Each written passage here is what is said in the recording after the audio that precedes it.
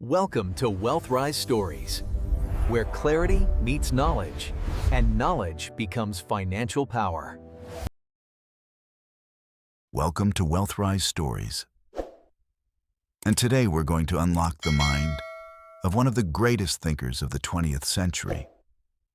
A man whose work philosophy didn't just build a massive industrial empire, but shaped the way we live, work, and move, even to this very day. And to begin this decoding journey, we're going to touch on a rather curious concept: the hook, the $25 million machine, and the great lie. Sounds dramatic, right? A $25 million machine sounds epic, and the great lie, well, that definitely sparks some curiosity. Stick with me as we dive into this story, because it isn't just about numbers or secrets. It's the key to understanding the mindset that transformed an entire era. Have you ever heard this iconic quote? If I had asked people what they wanted, they would have said a faster horse. Sounds familiar, doesn't it? It's often attributed to Henry Ford, used to illustrate his visionary genius, his ability to look beyond what customers think they need and create something they never expected. Get the automobile. A breakthrough innovation that far surpassed every expectation. But what if I told you that Henry Ford may have never said that? Yes, really. After extensive research, historians and experts have pointed out that there's no direct evidence, not a document, not an interview, not a single written note confirming that Ford ever said this line. It's more like an urban legend, a story woven over time, attached to him simply because it fits his image and philosophy too perfectly.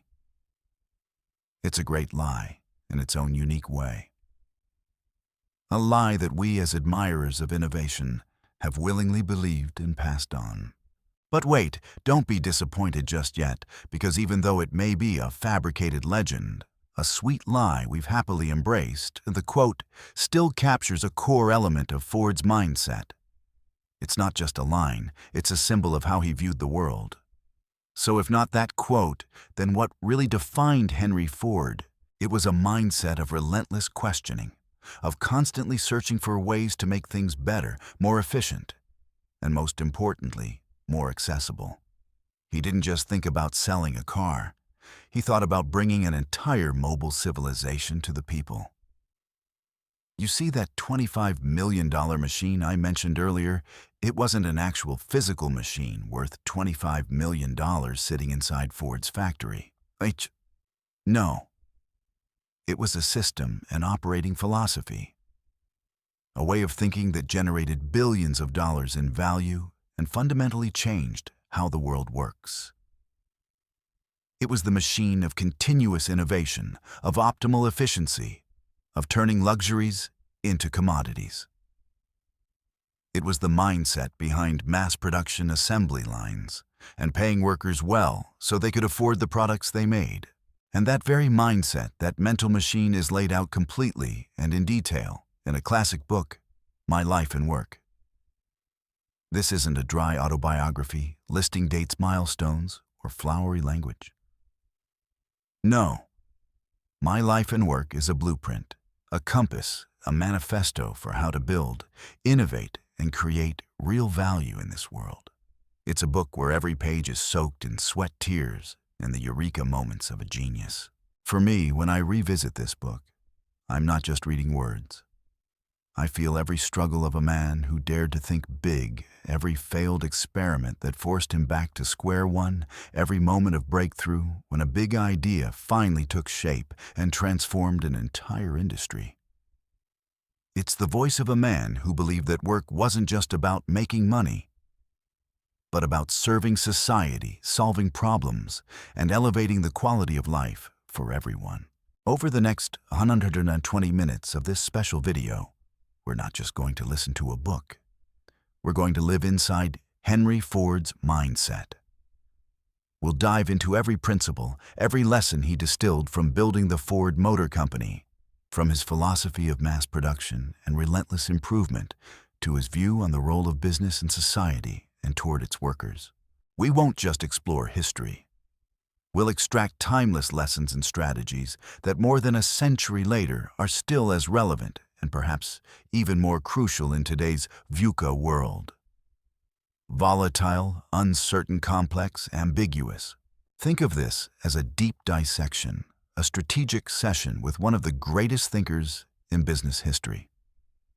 A detailed roadmap, not just for business success, but for a philosophy of life. So get ready to challenge what you think you know about innovation leadership and creating real impact. Because after this video, I'm certain that the way you see work life, and even these great lies, will never be the same. Let's open the first pages of my life and work and uncover the secrets behind Henry Ford's extraordinary success. Let's begin, guys. Let's take a moment and imagine this together. A book that's now a full century old, born at a time when the world was still taking its first shaky steps into the industrial age, when the concept of startup was a luxury. And systems thinking was nothing more than a vague notion drifting around in the minds of a few geniuses. And yet somehow it's still revered by entrepreneurs, leaders, and anyone on a journey toward breakthrough success as one of the essential Bibles they cannot live without. That book is My Life and Work, The Life and Work of Henry Ford. When you think of Henry Ford, the first things that probably pop into your mind are those shiny black Model T cars, the massive factories, or the iconic assembly lines, right? A man of huge ambition who turned the dream of a car for every family into reality. But trust me, he was far more than just a car tycoon. Ford was a true revolutionary, a great mind, who reshaped not only the manufacturing industry, but the way we think about labor, about managing people, and about the true value of innovation.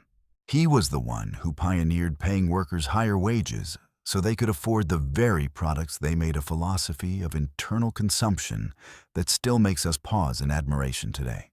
He was the one who turned inefficiency into motivation for innovation, transforming what seemed like waste into valuable resources. His philosophies on productivity, long-term vision, customer service, and especially on experimental thinking, do, test, fail, and do better, still echo today, perhaps even more urgently, in our turbulent economic landscape. But here on this channel, we're not just going to retell history or talk about Ford like a dry textbook. What we're going to decode together is Ford's system thinking. This is how he saw everything not as isolated pieces, but as a unified whole, a seamless operating mechanism.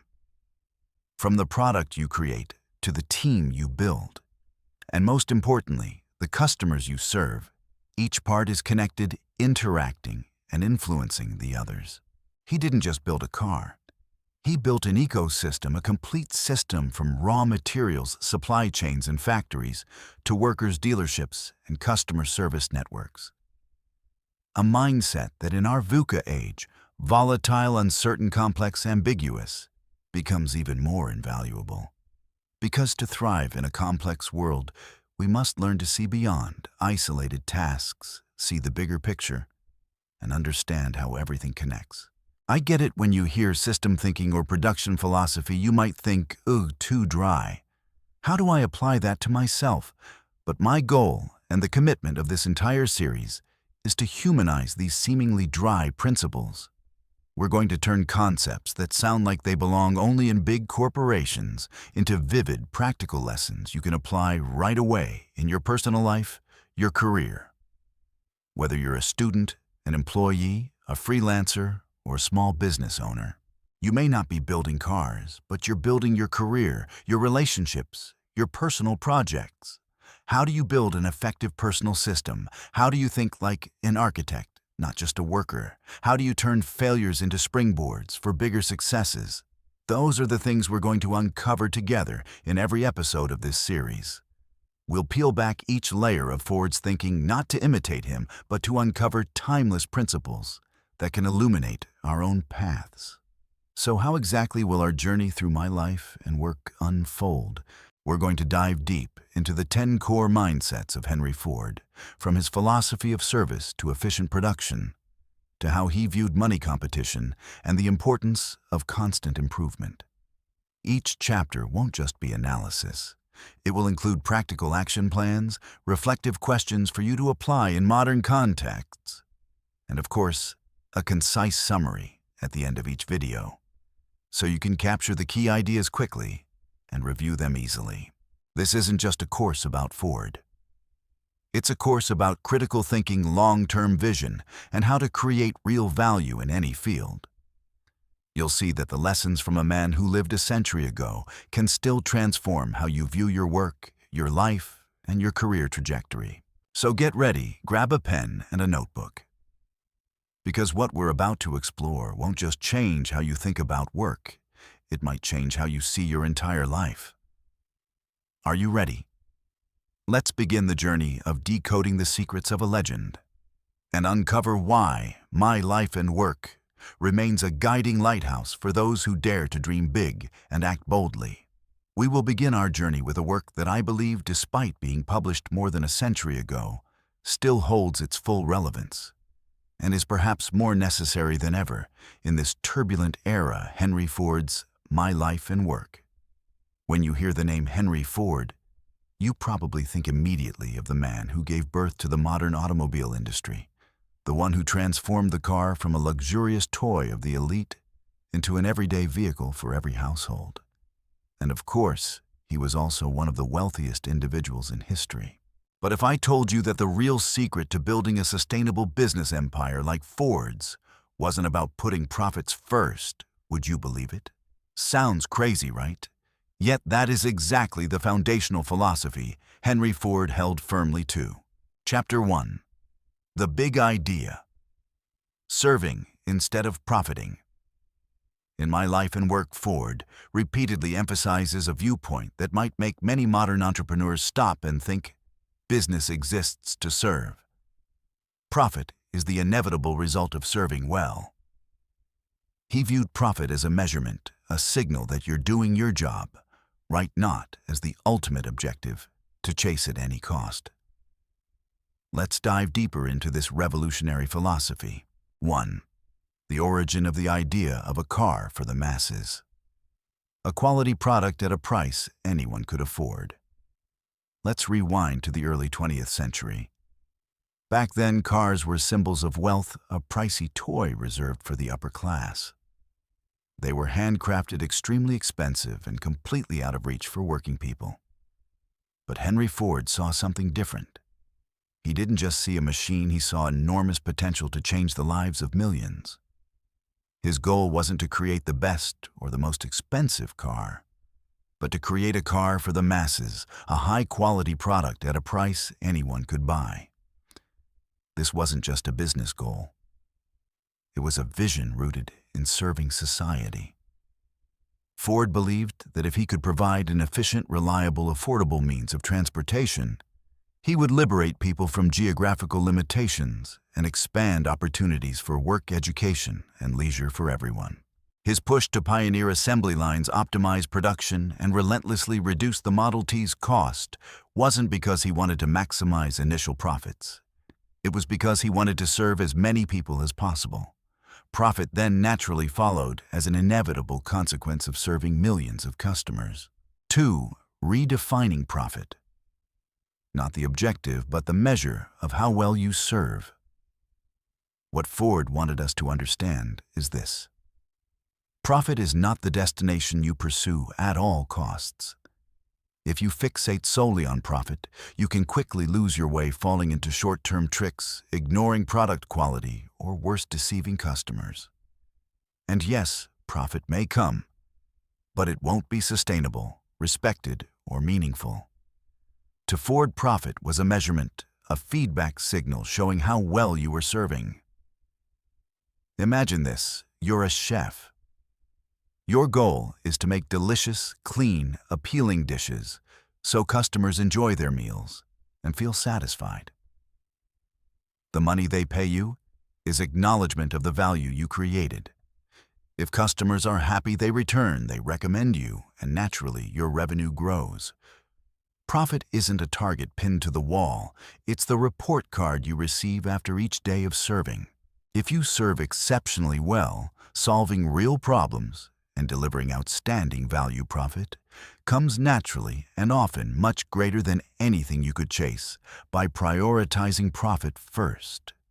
On the other hand, if you fail to create value or solve problems, profit will not come, or it will come weakly, inconsistently, unsustainably. That's the clearest signal that you need to re-examine how you're serving. 3. The applied lesson. Look for the market's pain to serve, not just the opportunities to make money. So what's the practical lesson for us today? It's incredibly simple, yet profoundly deep. Begin by identifying the pain of the market to serve, instead of hunting for opportunities just to make money. Pain means unresolved problems, unmet needs, or inconvenient experiences people are struggling with. When you focus on solving these pains sincerely and effectively, you automatically create value. I believe many startups fail, and many business ventures die young because they start with the question, what can I make money from, instead of whose problem can I solve?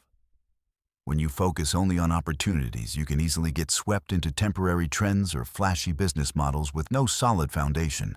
But when you focus on pain, you're tapping into real need, a powerful reason for customers to choose you. Henry Ford didn't just see an opportunity in expensive cars. He saw the pain of millions who wanted the freedom to move but had no means. And he served that pain with a breakthrough solution. 4. Case study. Modern companies like Amazon succeed because of the serve first philosophy. You might think, well, that was a century ago. Things are different now. But look at Amazon, one of the biggest and most successful business empires today. What is Jeff Bezos's core philosophy? Customer obsession. Amazon doesn't make maximize profit its top priority.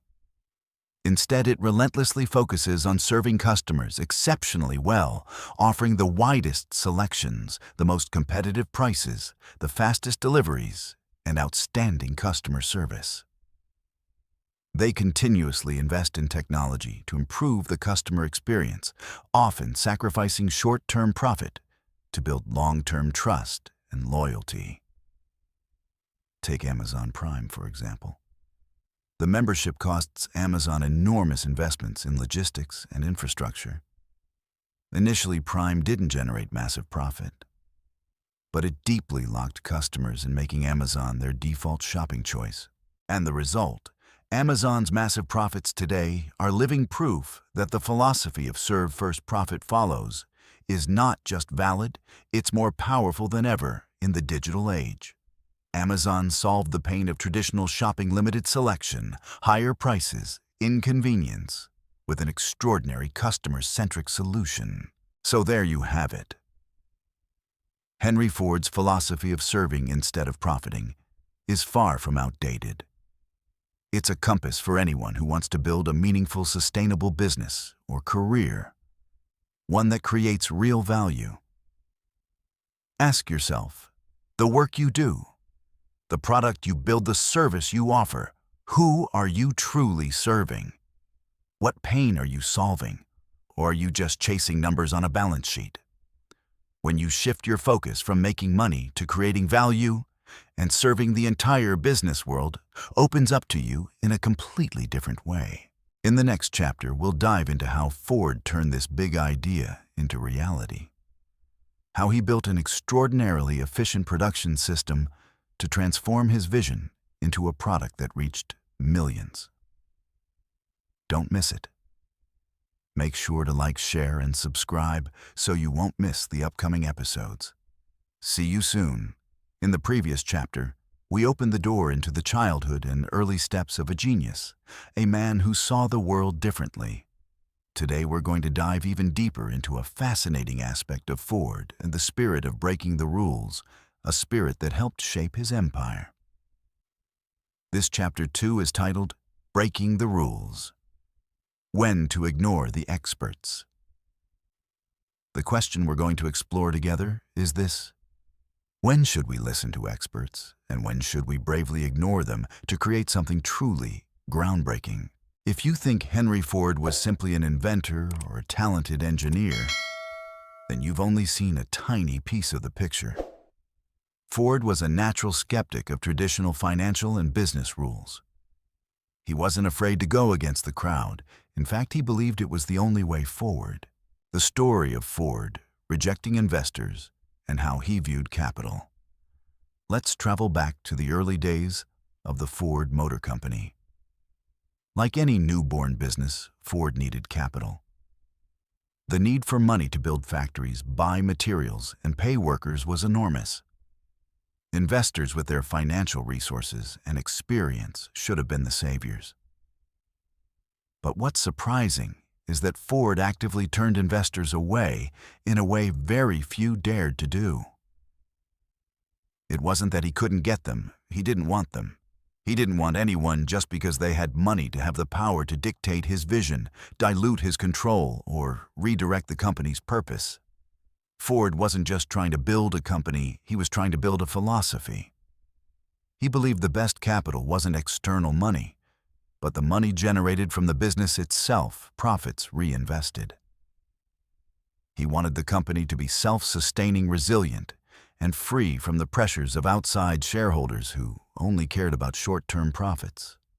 His view was, we cannot make the things others want until we have learned to make them ourselves.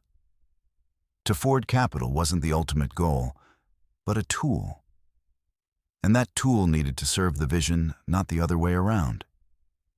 He proved that with a clear vision, unwavering determination, and the ability to create real value, you can build an empire without bowing to traditional financial rules. Does this sound familiar? In today's startup world, the pressure to raise capital is massive. Founders often face a choice between maintaining control and accepting money that comes with strings attached. The lesson here isn't to reject all investors, but to understand the value of independence and carefully weigh the price you pay for more capital. Why he believed experience could be the enemy of innovation. Sounds backwards, doesn't it? Experience should be valuable. It's the treasure chest of knowledge that helps us avoid mistakes and make smarter decisions. But Ford saw it as a double-edged sword. He believed that sometimes experience could be the most dangerous enemy of innovation. Why? Because experience often comes bundled with rules the old way and long-established beliefs. People with deep experience tend to say things like, "This can't be done. We tried that, it didn't work," or "That's not how things are done." Experience can frame our thinking in rigid ways, making it hard for us to see new possibilities or radically different solutions. Imagine people who were deeply experienced in traditional automobile manufacturing at the start of the 20th century. How would they react to the idea of a moving assembly line? They'd surely call it impractical, wasteful, or unsupported by precedent. Only Ford, someone not bound by the old assumptions of production, could see its potential. He wasn't weighed down by the lessons of the past. He said history is bunk and means nothing. The only thing that matters is what we do today and tomorrow. This wasn't disrespect for the past. It was a reminder not to let the past block the future. Experience can help us avoid mistakes, but it can also stop us from taking risks that could lead to extraordinary breakthroughs. Have you ever felt stuck in the old way of doing things simply because that's how we've always done it? Think about how many processes, decisions, or habits in your work or life are shaped by outdated experiences you've never actually questioned. Ford's first principles thinking, long before Elon Musk. And now we touch on one of the gems of Ford's thinking, first principles thinking. Although Elon Musk popularized this concept in modern times, Henry Ford applied it long before that. So what is first principles thinking?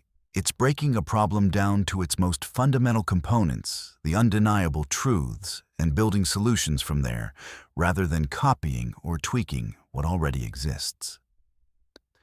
Instead of asking, "How can I make a better car?"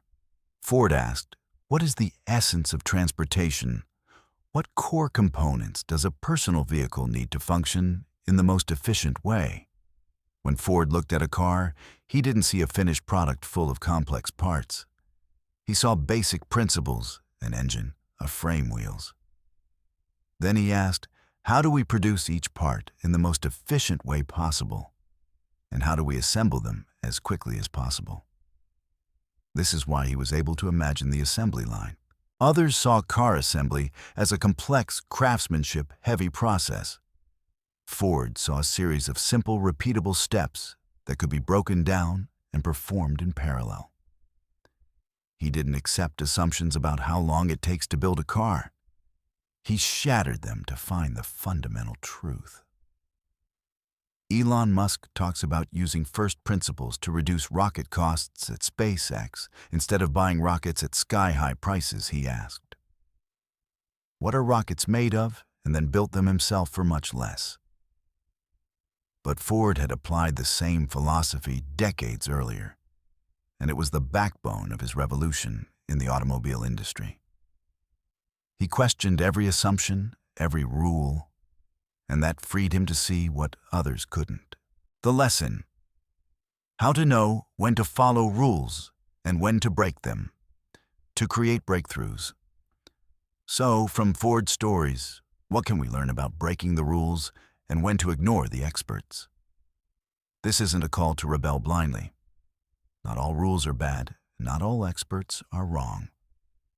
Rules exist for reasons: safety, efficiency, stability. Expert experience is invaluable in many contexts. But Ford teaches us something even more important: the ability to question everything. Follow the rules when the rule has proven to be effective, safe, and aligned with your goals. Follow when you understand the purpose behind the rule, and it still holds value. Examples include traffic laws, legal regulations, or processes that have already been optimized. Listen to experts when they have deep domain knowledge you lack. Break the rules when you see the rule holding back innovation, when it no longer fits reality, when it's based on outdated assumptions, or when it limits your potential. Break rules when you have a clearer vision, a more efficient method, or a perspective no one has tried. Ignore experts when they merely repeat what has been done before, without the ability to see from a new angle, or when their experience becomes a wall-blocking creativity. The most important thing is independent thinking and first principles reasoning. Don't accept everything blindly. Ask, why is it like this? Is there a better way? What is the essence of this problem? Henry Ford didn't create breakthroughs by doing what others were doing. He did so by doing something completely different. He taught us that courageously breaking outdated rules and dismantling deeply rooted assumptions is the only path to unlocking new possibilities and creating greatness no one has imagined before. Do you have the courage to challenge what's been established? Are you willing to listen to your inner voice, even when it goes against the experts? That's the question each of us must answer on our own path. Breaking rules isn't recklessness. It's the courage to see further, to redefine what's possible. And that spirit will shine even brighter in the next chapter, when we explore how Ford turned these bold ideas into reality with the secret of mass production. Get ready for Chapter 3, The Magic Line. The power of mass production, where we'll discover how Ford transformed automobiles from luxury goods into products for the masses. Thank you for listening, and see you in Chapter 3. Hello everyone, it's me again. Great to see you back on this journey as we explore the classic book, My Life and Work by Henry Ford. If in the previous chapter we talked about Ford's grand vision, his persistence, and the early challenges he faced, then today we're going to dive into one of the biggest secrets, something that made Ford's name legendary and forever changed the world of manufacturing. That is Chapter 3, The Secret of Production, Flow and Speed. Picture this. At the beginning of the 20th century, the automobile was a luxury item reserved for the wealthy. It was crafted meticulously, almost entirely by hand, by skilled workers one car at a time, slowly. But Henry Ford, with his endlessly restless mind, thought differently. He wanted the automobile to reach every household, to be accessible to ordinary people. And to make that happen, he had to solve the hardest problem of all. How do you produce at scale, at the lowest possible cost, while still maintaining quality? The 3S principle order, Simplicity, Speed. Ford wasn't the first person to build a car, but he was the first to make cars accessible. His secret lay in 3 S's he etched into his mind like a compass, guiding every production activity: order, simplicity, and speed. Order for Ford. Order wasn't just about looking tidy on the outside, it was a matter of survival. Everything needed a proper place, and every task had to follow the most logical, optimized sequence.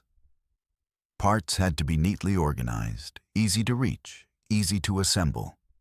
There was no room for clutter, because every second spent searching every unnecessary step was waste. He believed that an orderly workplace created an orderly mindset, and from that came efficiency, simplicity. This was one of Ford's strongest philosophies. He was obsessed with eliminating everything unnecessary. From product design to production processes, everything had to move toward the simplest form possible. The legendary Model T came in only one color, black, not because Ford lacked other options, but because black paint dried the fastest, shortening production time and simplifying the painting process. Simplicity applied even to component design. A simple part is easier to make, easier to assemble, and less prone to failure. Ford once said, "A complex part is equal to 10 simple parts." Speed. Ford didn't view speed as rushing or being careless. To him, speed was the natural outcome of order and simplicity. When everything is in place and every process is streamlined, work flows naturally and quickly. Speed here means smoothness, no interruptions, no bottlenecks. Speed is the key to lowering costs, increasing productivity, and getting products into customers' hands faster. It sounds simple, right? But applying it in reality is an art, one that requires meticulous observation and breakthrough thinking. Seku. Eliminating all unnecessary motion lessons from watching workers. Now we get to Ford's obsession with efficiency. He didn't just sit in an office giving orders. Ford spent hours, days watching his workers do their jobs. He stood there quietly observing every move, every gesture. Imagine this scene. A worker assembling an engine. He walks a few steps to grab a wrench, bends down to find a bolt, then walks back to his workstation. Each bend, each extra step, that's 1 second, 2 seconds gone. It seems tiny, but multiply it thousands of times a day by hundreds of workers, and you get massive amounts of wasted hours. Ford realized that productivity didn't come only from working harder, but from working smarter. From his observations, he began rearranging everything. Tools always within reach, no stretching, no searching. Parts delivered to the right spot in the right order, exactly when needed. Tasks, each worker performed only a few simple repetitive motions so they could become extremely fast and proficient. These seemingly small adjustments eliminated nearly all unnecessary movement, saving astonishing amounts of time. This became the foundation of what we now call ergonomics, designing the workplace to fit the human body, maximizing efficiency and reducing fatigue. 3. The mindset of continuous flow and its impact on cost and price. And here lies the heart of the revolution, the continuous flow mindset. Before Ford cars were assembled in one spot, a team of craftsmen built the entire vehicle from start to finish. Only when one car was complete would they start the next. Ford saw a river. He imagined raw materials flowing into one end of the factory and a finished car flowing out the other. Instead of workers moving to the car, Ford thought, why not let the car move to the workers? And so the assembly line was born. This wasn't just a mechanical conveyor belt, it was an entirely new manufacturing philosophy. Specialization. Each worker did only one specific simple task, repeated endlessly. Job breakdown. The entire production process was divided into hundreds of small steps, each done at a dedicated station. Uninterrupted flow. The car moved continuously from station to station. No downtime, no pauses, no bottlenecks. When everything flows, no blockages, no excess inventory stuck between steps, costs drop dramatically. Let's break down the impact. Reduced production time. From several days or weeks to just a few hours. A Model T took only about 90 minutes from start to finish. Lower labor costs, tasks were simplified. So skilled master craftsmen were no longer required.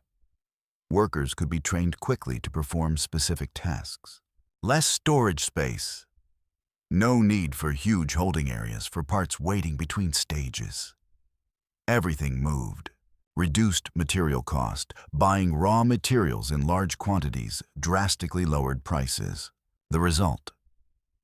The Model T's price dropped from $850 in 1908 to just $260 in 1925.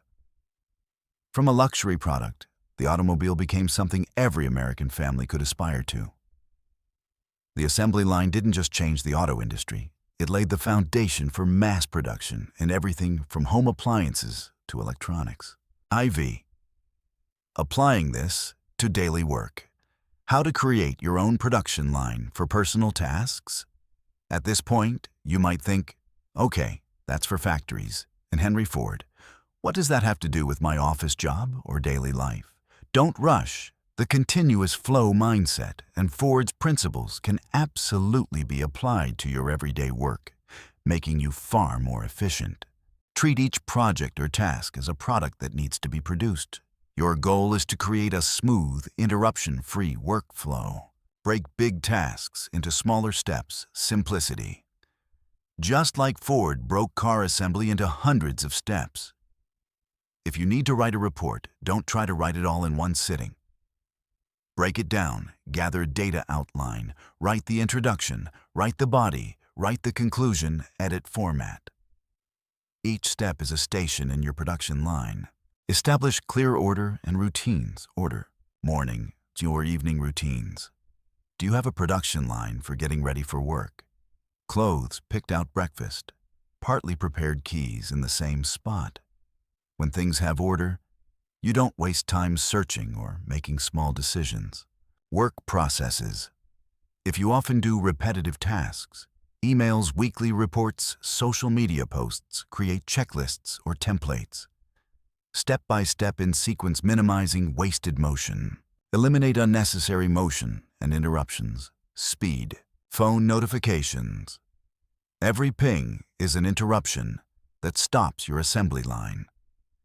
Turn off notifications when working on important tasks. Batch similar tasks. Instead of checking email every 5 minutes, process it during 2 or 3 fixed times a day. Instead of calling people while trying to write a report, give each activity its own dedicated time block. That's how you create continuous flow. Prepare in advance. Just like Ford prepared parts for his workers, gather all tools, documents, and materials before starting a task. Observe yourself. Start watching how you work, just like Ford observed his workers. When do you waste time? What steps can be simplified? Do you often get up to find something or switch between too many apps? Take notes and optimize. It sounds a bit mechanical, doesn't it? But once you start seeing results, finishing more work with less stress, you'll realize the value of building your own production line. It's not about turning you into a robot. It's about freeing you from repetitive, draining tasks so you have more energy for meaningful creative work. Narrator. In summary from Henry Ford and my life and work, we learned that the secret of peak productivity isn't doing more. It's doing things better in order simply and with flow and speed. Start observing your work as Ford observed his workers. Eliminate unnecessary motions. Remove unnecessary steps. and build your own flow. Thank you for listening. If you found this video helpful, don't forget to like, share, and subscribe so you won't miss the upcoming content. See you in the next chapter, where we'll explore another vital aspect of Ford's thinking, on the role of people in this giant production machine, and how he viewed the relationship between workers and the factory. If you've been following Henry Ford's journey from the beginning, you'll see he was never someone afraid to experiment or go against the crowd. But the decision we're about to talk about today, well, it has to be called earth-shattering. Get ready, because we're stepping into Chapter 4, the 5-a-day wage, a crazy gamble or pure genius. Welcome back. I know you're eager to dig deeper into the mind of the man who brought the automobile to the masses. In the previous chapters, we watched Ford build his factories, perfect the assembly line, and launch the Model T, the car for everyone. Those were monumental achievements.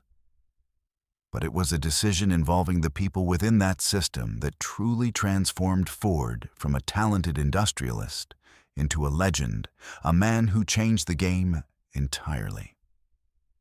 Let's rewind to the early 20th century, an era of explosive industrialization, but also overwhelming injustice. 1.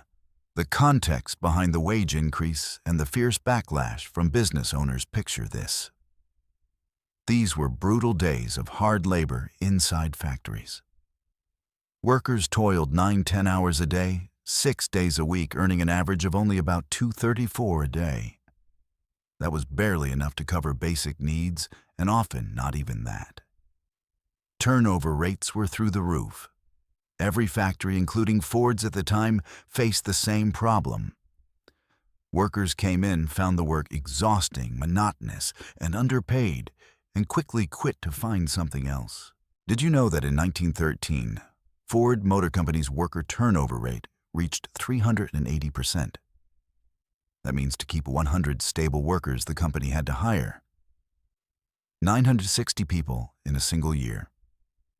Training and recruitment costs were a massive waste. The assembly line required stability and synchronicity, but with turnover, that high-reaching peak productivity was almost impossible.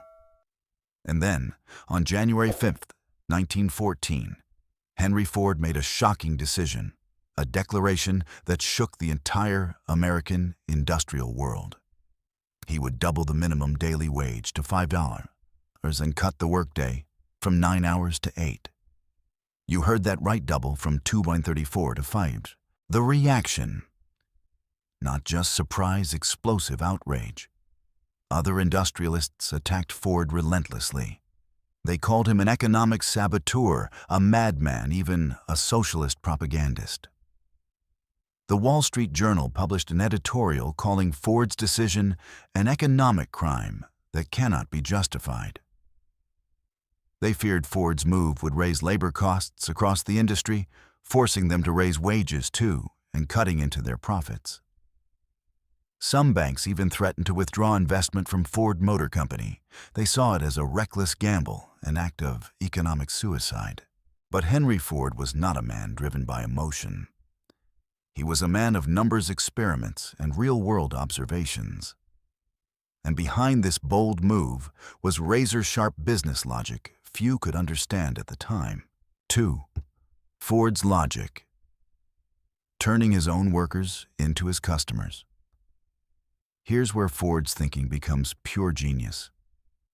He didn't see workers as a cost to be minimized. He saw them as an essential part of a larger cycle. Ford famously said, "If you pay workers too little, they won't have the money to buy what they're making." Think about that. Ford was producing massive quantities of the Model T, the car for everyone. To hit that scale, he needed a massive consumer market. But who would buy the car? Most Americans at that time couldn't afford an automobile. And especially not the workers in Ford's own factories, the very people building the cars who were among the least likely to ever own one. Ford recognized a simple truth that very few saw. To succeed at mass production, you need mass consumption. And what's the best way to create mass consumption? Give the workers, the ones producing the product, the financial ability to buy it. The $5 a day decision wasn't just humanitarian, though. It certainly had that effect. It was a highly strategic business move. He was creating a new enormous class of customers, his own workers and their families, along with laborers in other companies, forced to raise wages because of Ford's new standard. When a worker could buy a Model T with his own wages, it created the perfect loop. They build it, they buy it, and that demand fuels more production. 3. The relationship between higher wages, productivity, and loyalty. So did this gamble work better than anyone could have imagined. First, productivity skyrocketed with $5 a day wages and an 8-hour workday. Workers' lives improved dramatically. They could afford better housing, better food, more rest. The result, they were healthier, more energetic, and far more efficient. Absenteeism dropped sharply. Every worker became a reliable link in the assembly line. They no longer felt exploited, they felt appreciated, and they worked better. Second, loyalty and turnover. This was the miracle.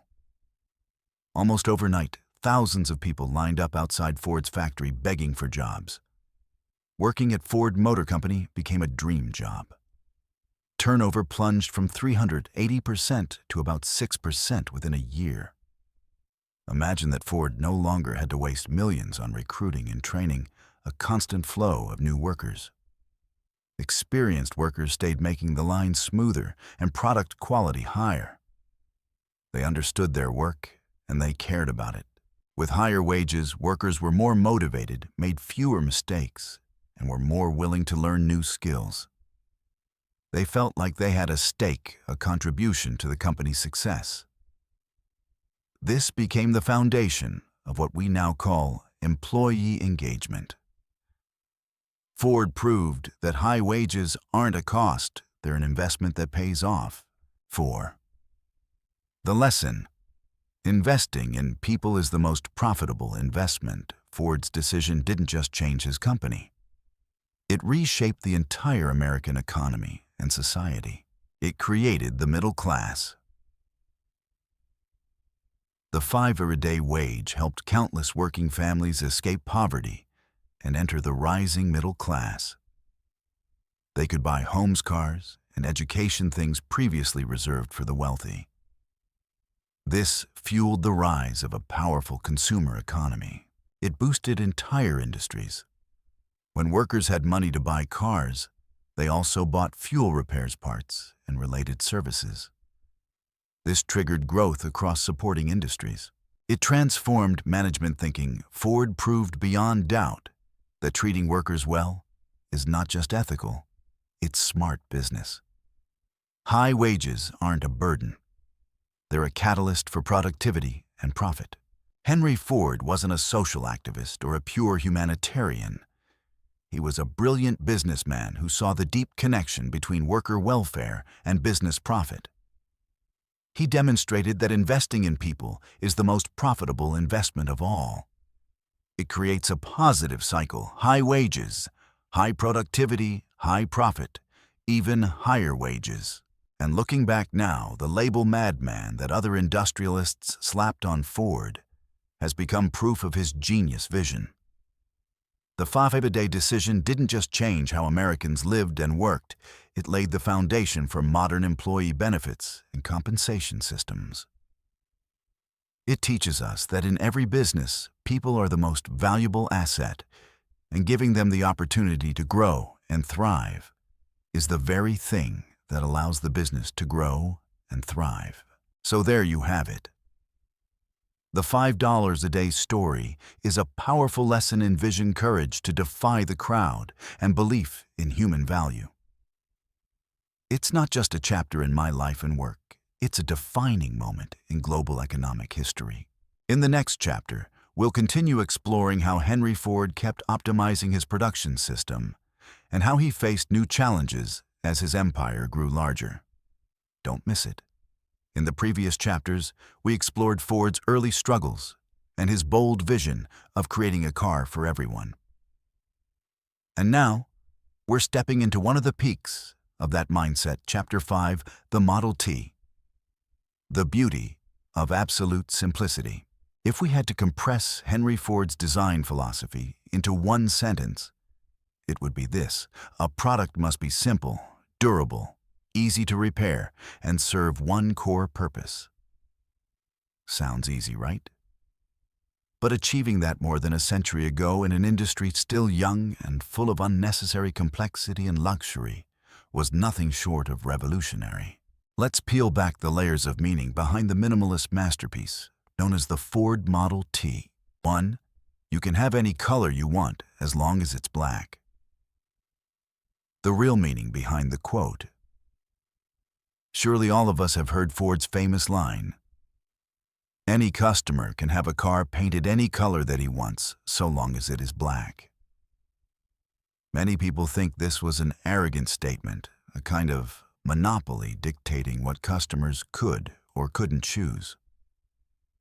But in reality, this was a purely strategic production decision. The essence of Ford's minimalist philosophy applied directly to operations. At that time, black paint dried the fastest. Picture this on a mass production assembly line: every minute counts. If a car had to wait for red, blue, or yellow paint to dry longer, the entire line would stall. Slow drying times would clog the flow, reduce total output per day, and ultimately increase the cost per car. Black wasn't just the fastest drying color, it was also the cheapest and most durable at the time. These three factors, speed, cost, and durability, were the foundation Ford needed to achieve his ultimate goal: producing a reliable, accessible car for every household. This wasn't limitation, it was liberation. Liberating the car from complexity, liberating production from delays, and most importantly, liberating everyday people. From the financial barrier of owning personal transportation, to Ford color was not a core feature. The core function was mobility. And to deliver that function to millions, color uniformity became a huge efficiency boost. 2. The subtract-to-add principle, removing unnecessary features to increase reliability and reduce cost. The subtract-to-add principle guided the entire Model T design process. Ford didn't want a luxurious, fully loaded vehicle with an outrageous price tag. He wanted a workhorse, a dependable tool. He and his team constantly asked, is this feature truly necessary to the core purpose of the car? If the answer was no, it was removed. This wasn't stinginess, it was strategic refinement. For example, the Model T's engine was extremely simple. A 4-cylinder engine with a basic ignition system. Not the most powerful, but incredibly durable and easy to fix. Components were standardized and interchangeable, meaning that if your car broke down in the middle of a field, you could fix it yourself with just a few basic tools. Farmers could even remove the wheels, mount the car on a stand, and use the engine to power a wood saw or water pump, turning the car into a multi-purpose farm tool. Eliminating unnecessary features directly led to higher reliability, fewer parts, fewer things that can break. Lower cost, less material, simpler production, fewer labor hours. Easier repairs, no specialized skills or complicated equipment required. Ford proved that sometimes strength lies in simplicity. By removing the non-essential, he amplified the true value of the product, bringing it closer to millions of lives. 3. A comparison with Apple and Steve Jobs' design philosophy. At this point, do you feel something familiar? To me, Ford's subtract-to-add philosophy aligns remarkably with another legendary design thinker of the 21st century, Steve Jobs and Apple. Of course, comparing two geniuses from different centuries and industries can be tricky. Ford built mechanical machines. Jobs created electronic devices. But the biggest thing they shared was minimalism and an obsession with user experience. Steve Jobs was famous for eliminating unnecessary buttons and complicated features. The original iPhone had only one physical home button. The macOS and iOS interfaces were designed so intuitively that even a child could use them. What was Jobs' goal? To make technology accessible to help users focus on the core functions and to deliver a smooth, seamless experience. He believed complexity was the enemy of usability. Remember the story of the iPod. Before it, MP3 players were cluttered with dozens of buttons and tiny screens. Jobs told his engineers, make it as simple as possible. The result, a device with a click wheel and a few buttons allowing easy navigation through thousands of songs. It reduced interface and physical complexity to increase portability and joy of use. Both Ford and Jobs fearlessly removed what others considered features. They focused on the core, on the true value the product brought to people. Ford wanted to transport millions reliably and affordably. Jobs wanted to put powerful technology into the hands of millions in the simplest, most delightful way possible. Both achieved this by seeking the beauty of absolute simplicity. 4. Application. How to simplify your product, service, and even your life. The lesson from Henry Ford and the Model T isn't just for engineers or manufacturers. This philosophy can be applied to every part of our lives. Ask yourself, in your product or service, what is the core purpose it serves? Are there features complicating the user experience, raising production costs, or adding zero real value? Sometimes removing 20% of unnecessary features can give you 80% better efficiency, lower cost, and higher reliability. Think of mobile apps. The best ones usually focus on one or two main functions and execute them exceptionally well. In your personal work, what is the most important task of your day or week? Are there unnecessary emails, long meetings, or added-on assignments that don't serve your main goals? Eliminate or delegate them. Focus on the few tasks that produce the biggest impact. You'll feel less stressed and far more productive. In your personal life, are there items in your home you haven't used in years? Are there relationships draining your energy without adding positive value? Are there habits distracting you from your true goals? Learning to simplify your living space, your relationships, and your schedule can free up massive energy and focus. You'll gain mental clarity, a cleaner environment, and a more intentional life. The lesson from Henry Ford's Model T isn't about lack or deprivation. It's a conscious choice to focus on the core, eliminate waste and complexity. It teaches us that sometimes to create something great, we don't need to add more. We need to remove more. Henry Ford didn't just build a car. He built a mindset, a philosophy for how we should design, produce, and even live. And that lesson remains as relevant, even more powerful in today's complex world. Let's take a moment to reflect on what we can simplify in our own lives. See you in the next chapter, where we'll explore even more of Henry Ford's timeless vision. I hope you've had some meaningful moments of reflection from the previous chapters about Henry Ford and the journey of building his empire.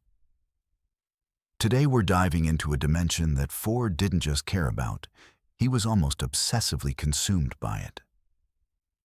This is the key factor that allowed him to turn bold ideas into reality, and it's also an invaluable lesson for anyone who wants to increase their effectiveness at work and in life.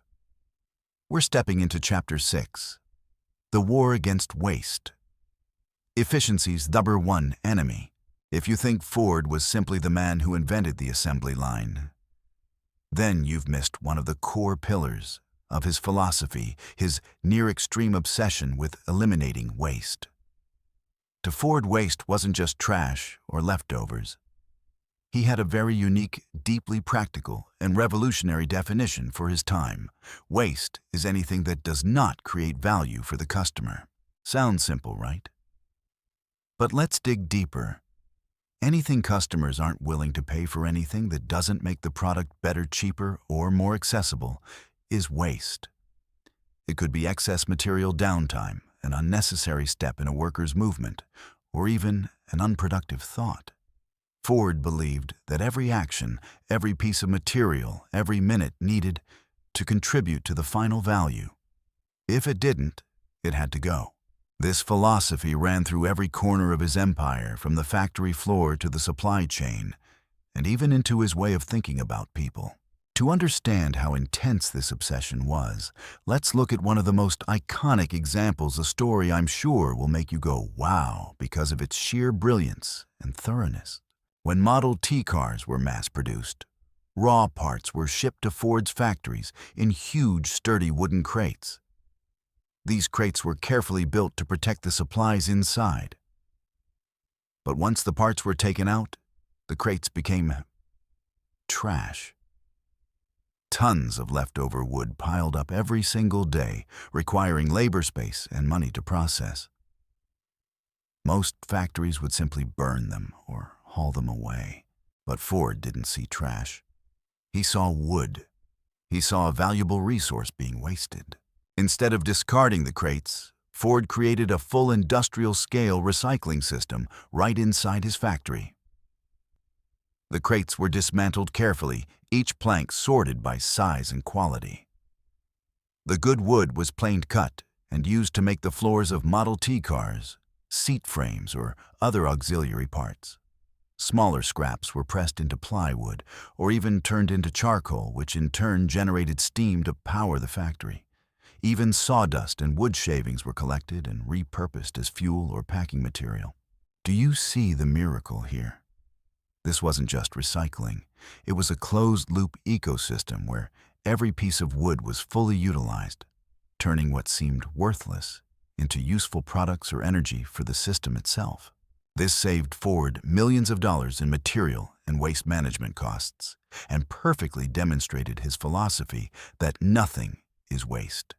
It was a masterpiece of practicality and resource optimization. The story of the wood crates is just one piece of a much bigger picture. Ford applied the same mindset to every aspect of production.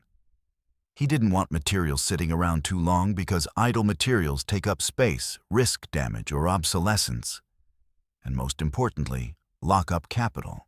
This was the precursor to the modern supply chain management concept, known today as just-in-time JIT. Ford required suppliers to deliver materials exactly when needed and in the exact quantity required. He didn't want massive warehouses full of inventory waiting to be used. Materials had to flow from supplier through the assembly line and out the door as a finished car as fast as possible. And it wasn't just materials. Workers' time was equally precious. Ford studied every movement, every step, every gesture on the assembly line to eliminate unnecessary actions and meaningless downtime. Everything was designed to create the most seamless, continuous flow possible. He understood that a worker standing idle for even a few seconds multiplied by thousands of workers, and millions of working hours became a huge source of waste. So what does all of this have to do with us people who aren't running giant factories? A lot, actually. Even though we aren't manufacturing cars, the principle of eliminating waste is still incredibly relevant, even more so in a world full of distractions and information overload. Think about your own life. Do you subscribe to streaming services you barely use? Do you buy books or courses that you never read or take? Does your closet overflow with clothes you never wear? Do you have dozens of apps on your phone that you never open? And what about time? Are you wasting hours scrolling social media, consuming content that adds no real value to your life? Endless meetings with no outcomes, emails sent that don't need to be sent, browser tabs left open forever, slowing down your computer and your mind. To me, Ford's lesson is a powerful reminder. We must constantly ask ourselves, is this creating value? If not, why am I keeping it doing it or allowing it to exist? I want you to try a small exercise right now, one I've done many times myself, and it's incredibly effective. Grab a piece of paper or open a note on your phone and identify the 3 biggest wastes in your life, and work across these 3 categories. 1. Materials or physical waste. Things you bought but don't use, objects taking up space and mental bandwidth. Clothes you never wear. Books you never read, unnecessary gadgets. 2. Time waste. Useless activities, ineffective meetings, dead time that could be used for something meaningful. Mindless scrolling, aimless TV, watching unproductive waiting. 3. Energy, emotional waste. Toxic relationships, repetitive negative thoughts or tasks that bring no joy or value. Worrying about what you can't control, trying to please everyone, staying in misaligned work. Be honest with yourself. Write them down. The first step to eliminating waste is identifying it. Just like Ford looked at crates and didn't see garbage, he saw unrealized potential. We need to look at our own lives with the eyes of an optimizer. Ford's war against waste didn't just help him build cheap, high-quality cars. It reshaped the entire mindset of productivity and value creation. It taught us that efficiency isn't about working harder. It's about working smarter, removing the unnecessary, so we can focus on what truly matters. Thank you for listening. I'll see you in Chapter 7, where we'll explore the power of relentless improvement, another philosophy that propelled Ford Motor Company to greatness and offers a priceless lesson for anyone on the journey of personal growth. Today, we're stepping into a chapter that I believe is incredibly important, not just in Ford's era, but for the turbulent 21st century we're living in. This is Chapter 7, Machines and People, Who Serves Whom? Have you ever felt anxious when hearing about robots or AI taking human jobs? Debates over automation and the shifting labor market seem to be everywhere these days. But guess what? This fear isn't new. A century ago, when Henry Ford started implementing large-scale machinery and assembly lines, he faced the same questions, even harsh criticism. However, Ford's viewpoint on the role of machines was surprisingly different from what most people assume. He didn't see machines as enemies, nor as tools meant to completely replace human beings. Instead, his philosophy was, machines exist to free people from heavy, repetitive labor, so they can do work that is more valuable. Sounds a bit counterintuitive, right? Let's peel back the layers of his thinking. Machines enhancing human capability, not replacing it. The first and most fundamental point in Ford's thinking was this: machines are not here to replace people. They are here to amplify human capability. Imagine this. Before machines, building a car was an extremely complex and exhausting handcrafted process. Each vehicle was practically a bespoke creation, requiring master craftsmen to pour in immense skill and effort. This meant cars were luxury items only the ultra-wealthy could afford. Ford realized that in this handcrafted process, there were countless repetitive heavy tasks that required stamina more than intelligence or creativity, like moving heavy components or repeating the same assembly motion hundreds of times a day. So he asked himself, why rely on human muscle for things a machine can do better, faster, and without tiring? To Ford, a machine was like a massive lever, boosting the physical power and speed of human beings. Instead of 100 people hauling a heavy object, you could have one person operating a machine that does the job effortlessly. This didn't mean the other 99 people were fired. It meant they were freed to do other tasks, requiring judgment, dexterity, or problem-solving things machines struggled with. He believed the purpose of machines was to free human strength and human intelligence from repetitive drudgery. Think of a farmer plowing fields by hand or with a mule exhausting slow and inefficient. With a tractor, the farmer finishes faster, has time to learn new methods, manage land better, or simply spend time with family. The tractor didn't replace the farmer, it elevated the farmer. Ford's philosophy put humans at the center. Machines were tools, loyal assistants, not masters. The philosophy of breaking work into simplicity, turning complexity into the simple. One of Ford's greatest contributions was the development and perfection of the assembly line, the most vivid illustration of his views on machines and people. A car is an incredibly complex machine with thousands of parts. Producing one traditionally required a huge set of skills. But what did Ford do? He broke the entire process down into hundreds, even thousands, of the simplest possible tasks.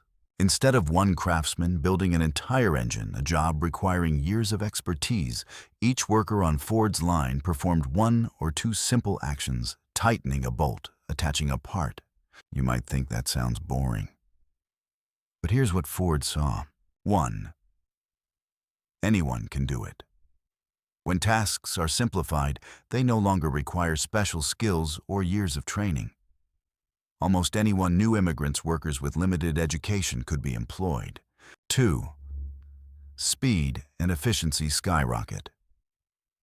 When each worker focuses on a single task, they become incredibly fast and precise. Combined with a continuously moving assembly line, production speed soared. 3. Lower costs. Faster production, fewer mistakes, and a workforce that didn't require elite craftsmanship meant dramatically lower manufacturing costs. This is why the Model T could be sold at a price an average family could afford. Ford didn't just create a product, he created a whole new economy.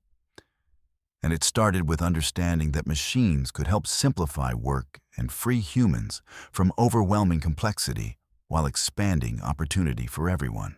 The debate over turning people into robots and Ford's perspective. Of course, many critics accused Ford of turning people into robots, reducing workers to soulless machines performing repetitive motions. Movies like Charlie Chaplin's Modern Times captured this fear perfectly. And to be fair, that criticism isn't entirely wrong. Repeating one simple task for 8 hours a day certainly isn't anyone's dream job. But Ford saw it differently. He argued that monotony didn't begin with the assembly line, it already existed in the grueling, repetitive nature of traditional manual labor.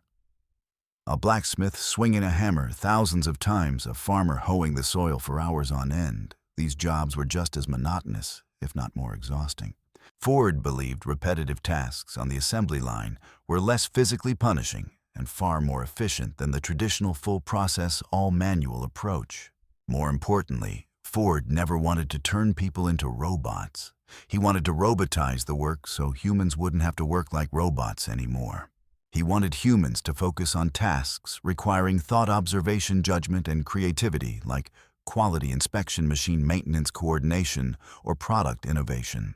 This is also why Ford was the pioneer of raising wages significantly to $5 a day, double the average at the time, and reducing working hours. He believed a well-paid, well-rested worker was happier, more productive, and critically able to become a customer of the very products he helped build. He saw the economic and social cycle clearly. Lessons for the AI and automation era. Technology should serve people. Now, let's look at our 21st century, where AI and automation are advancing at incredible speed. Fears of robots taking jobs are louder than ever. So do Ford's lessons still matter? I believe they matter more than ever. As we face ChatGPT, self-driving cars, fully automated factories, we need to return to Ford's core question: who serves whom? AI and automation are not enemies. They are immensely powerful tools. Just as Ford's machines freed people from physical labor, AI can free us from repetitive mental tasks, data analysis, predictions, basic content creation, and more. The goal must still be to enhance humans, not replace them. Instead of asking, what will AI take from us? What can AI help us do better? What new problems can we now solve? How can it free us to focus on creativity, strategy, leadership, empathy areas AI still struggles with? Break down complex work but preserve human value. In the AI era, we must learn to divide tasks into parts machines can handle and parts requiring uniquely human value. This creates new roles, new jobs, new forms of collaboration between people and technology.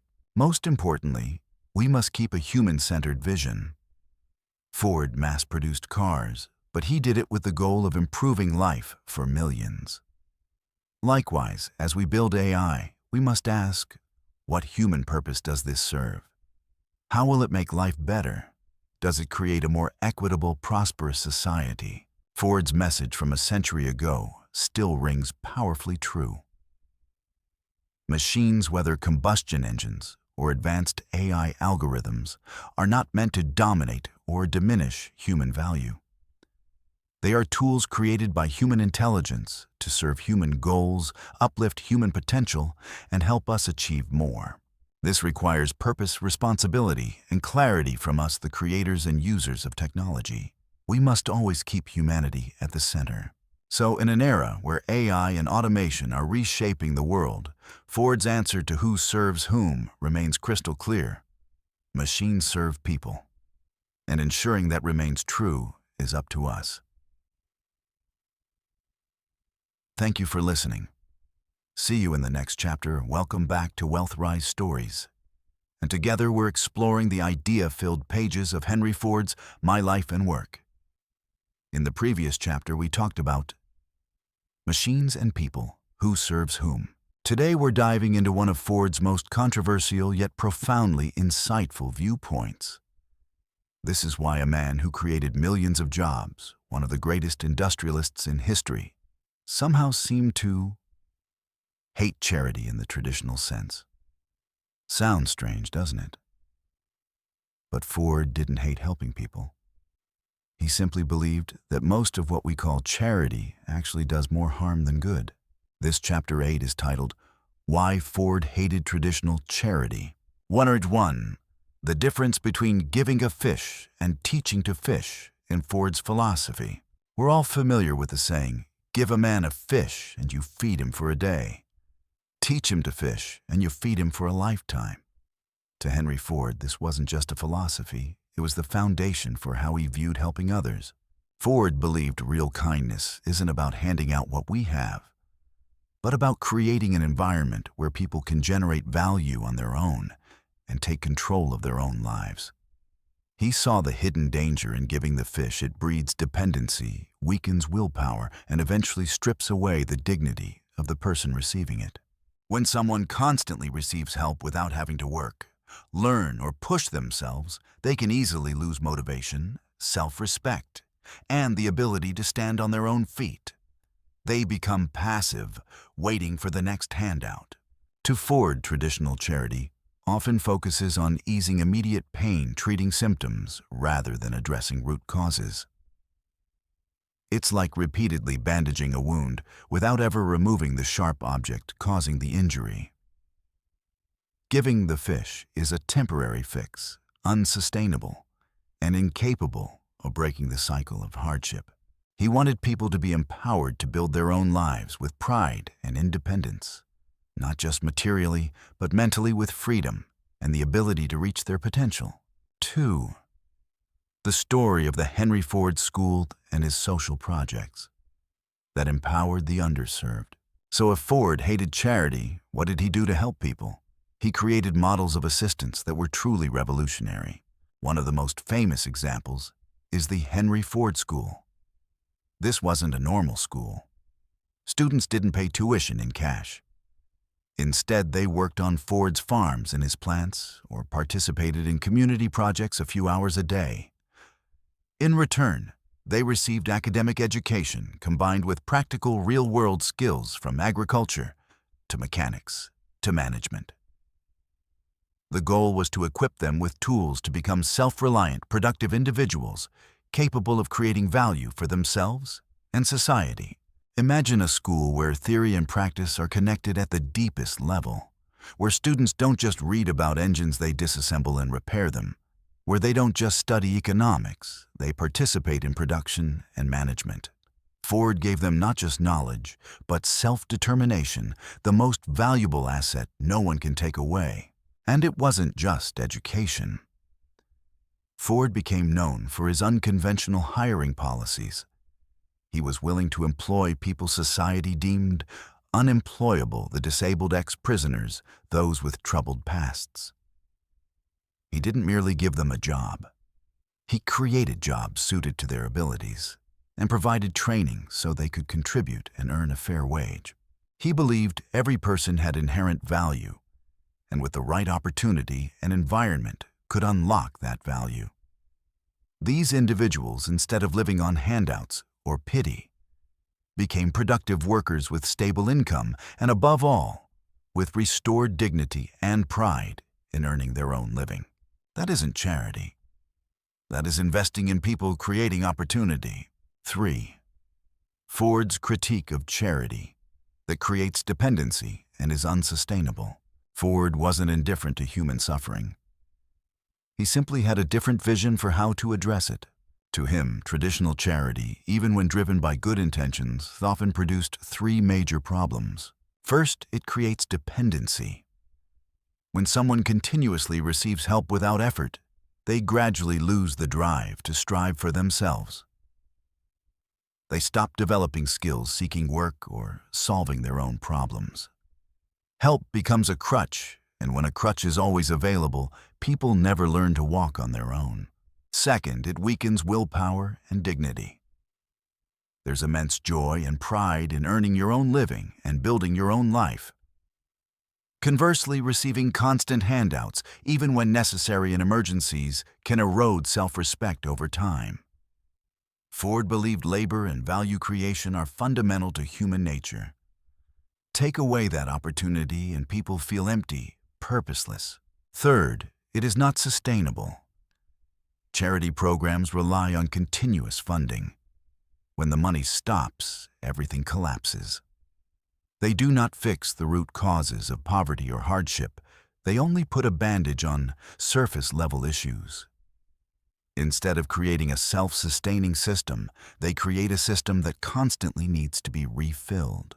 Ford believed the most effective way to uplift communities was through economic opportunity, practical education, and promoting self-sufficiency. Not aid, but investment in human potential. 4. The lesson how to help others sustainably and effectively. So what can we learn today from Henry Ford's tough but insightful viewpoint? 1. Think long-term, not just short-term. Before helping someone, ask, will this make them more independent in the future? Instead of giving money, consider supporting skill development, job opportunities, or helping them start a small business. 2. Empower rather than hand out. Focus on providing tools, knowledge, and opportunities so people can solve their own problems. It takes more effort and patience, but the results last much longer. 3. Encourage initiative and responsibility. Create environments where people must put in effort to achieve their goals. That effort builds both competence and confidence. 4. Invest in education and employment opportunities, just like Ford did with his school and hiring policies. These are the most powerful ways to break cycles of poverty and empower future generations. Ford's viewpoint may sound harsh, but it carries a deep understanding of human nature and the value of work. He wanted people to be free and dependent, not bound by dependency, even if that dependency came wrapped in kindness. At this point, you might wonder, was Ford too extreme? In today's complex world with emergencies that require immediate relief, is his perspective still relevant? The answer lies in balance. Ford didn't deny the need for immediate help in crises. He simply wanted us to look further to address root causes rather than symptoms. The lesson from Chapter 8 isn't just for philanthropists. It's for all of us in how we support friends, family, and our communities. It pushes us to rethink what help truly means and how our kindness can create the most meaningful, sustainable impact. I hope this breakdown gave you a fresh, deeper look into Henry Ford's philosophy. If you found this video helpful, don't forget to like, share, and spread these valuable ideas to more people. And of course, make sure to subscribe so you don't miss the next chapters in our My Life and Work series. See you in Chapter 9, where we'll explore a little teaser about what's coming up. Thanks for watching. We've walked together through Ford's journey of building an empire, exploring his vision for mass production, his relentless spirit of innovation, and his philosophy of work. But if you think Ford was merely a mechanical genius, a cold steel and oil industrial tycoon, then brace yourself for Chapter 9, A Vision Beyond Its Time. The Circular Economy. This is one of those chapters that made me stop reading several times, close my eyes, and ask myself, seriously, he talked about this when? Because what Ford lays out here doesn't just go beyond his era. It echoes powerfully across the sustainability trends, green economies, and circular systems we're trying to build in the 21st century. 1. The soybean car and fuel from fields. Agriculture as the future. Let's start with a shocking image, a car made from soybeans. Sounds like science fiction, right? But Henry Ford actually did it. In 1941, Ford unveiled a prototype vehicle with a body made from a plastic composite derived from soybeans and hemp. He even posed for a famous photo, striking the trunk with a hammer to prove its strength. This wasn't just an experimental materials project. To Ford, it was a declaration, a bold vision of a future in which agriculture didn't just feed people, but supplied industry with renewable raw materials. He didn't just see soybeans as building material. He talked openly about creating biofuels from crops. While the world was intoxicated with petroleum and fossil extraction, Ford was imagining something else entirely, a scenario in which energy and industrial materials could be continuously renewed from rolling green fields. He wanted to reduce dependence on finite underground resources, create stable supply chains, and most importantly, build new sustainable opportunities for farmers. We will mine the fields every year instead of mining the earth for resources laid down millions of years ago, he once said. Amazing, isn't it? That's the essence of today's bioeconomy and renewable material vision, decades before those terms existed. 2. Decentralizing factories into rural areas, balancing industry and life. Ford's vision didn't stop at raw materials. He wanted to reshape the structure of industry itself. He saw the problem with overly concentrated urban industrial centers, pollution, congestion, harsh city living, and an unhealthy imbalance between work and life. Instead of building even bigger factories in suffocating cities, he imagined a network of smaller, cleaner facilities spread across rural areas. His vision was to bring industry closer to agriculture, achieving harmony between the two worlds. Picture this: a modern compact factory standing between wheat or corn fields not far from workers' homes. Farmers could work their fields in season, and during slower months walk to the nearby factory to produce parts and components. This gave farmers stable year-round income, kept communities rooted instead of emptying into cities, and reduced urban overcrowding. It also created cleaner environments for workers and more balanced lifestyles. Today, we call this balanced regional development, sustainable rural economies, distributed industrialization. Ford saw it nearly a century ago as a way to reconnect people with land and nature while still participating in industrial growth. 3. The relationship between factory efficiency and field efficiency. So what's the deeper link between industrial efficiency and agricultural efficiency? To Ford, the two weren't separate. They were two sides of the same coin in a complete economic system. His philosophy of efficiency, reducing waste, and optimizing resources applied not only to assembly lines, but across the entire value chain from farm to factory. He saw the potential to bring industrial principles into agriculture, maximizing yield, reducing waste, and streamlining every step from planting to harvesting to processing. And in the other direction, lessons from agriculture nature's cycles using every part of a crop could be applied to industry to create a more circular closed-loop system. Take the soybean car as an example.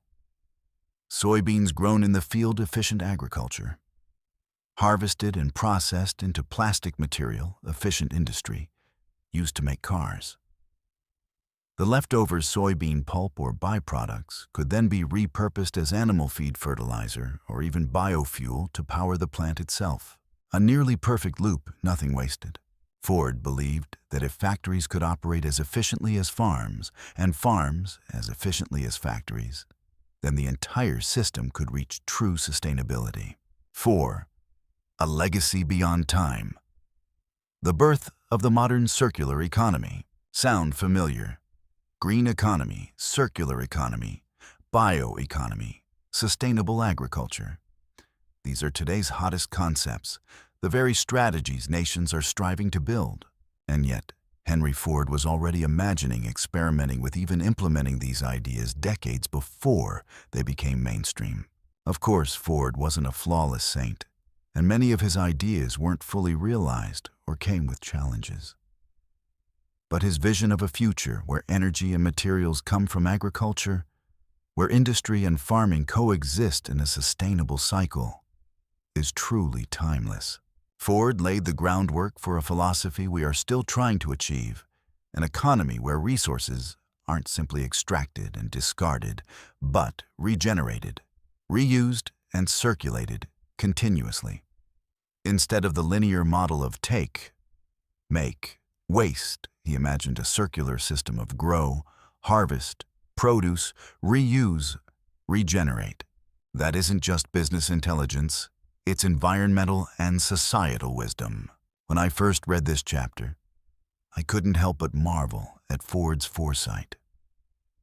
A man of the 20th century who envisioned the challenges and solutions of the 21st and even 22nd centuries. It's a reminder that sometimes the greatest ideas aren't the newest ones, but those long conceived by people with extraordinary vision. Ford's legacy isn't just in cars or assembly lines. It's in a mindset about sustainability, about an economy that can nourish itself without exhausting the planet. It reminds us that solutions for the future may already lie in old pages, waiting for us to rediscover them with a spirit of innovation. Thank you for listening to Chapter 9, A Vision Beyond Its Time, The Circular Economy. I hope these ideas sparked something new in you.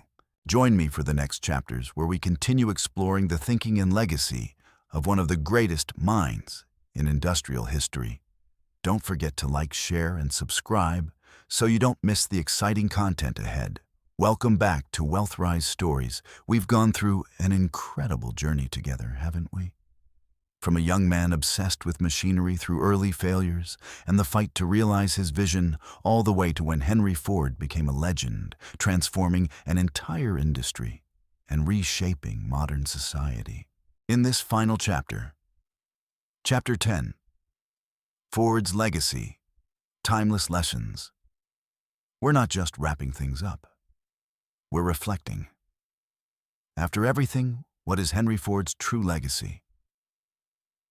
And more importantly, which of his principles still hold their power, still run smoothly in our turbulent 21st century? Let's open the last page of my life and work, not to close it, but to spark new thoughts. Throughout the past chapters, we kept encountering the same philosophies, the same patterns of thinking that shaped Ford's worldview. I like to call this the Ford operating system, a set of core principles powering his entire mindset and business approach. And I believe that no matter what industry you're in, or even if you're just managing your personal life, this OS has updated versions waiting for you. Let's revisit the 4 main pillars. First, the principle of service. This is the nucleus of everything.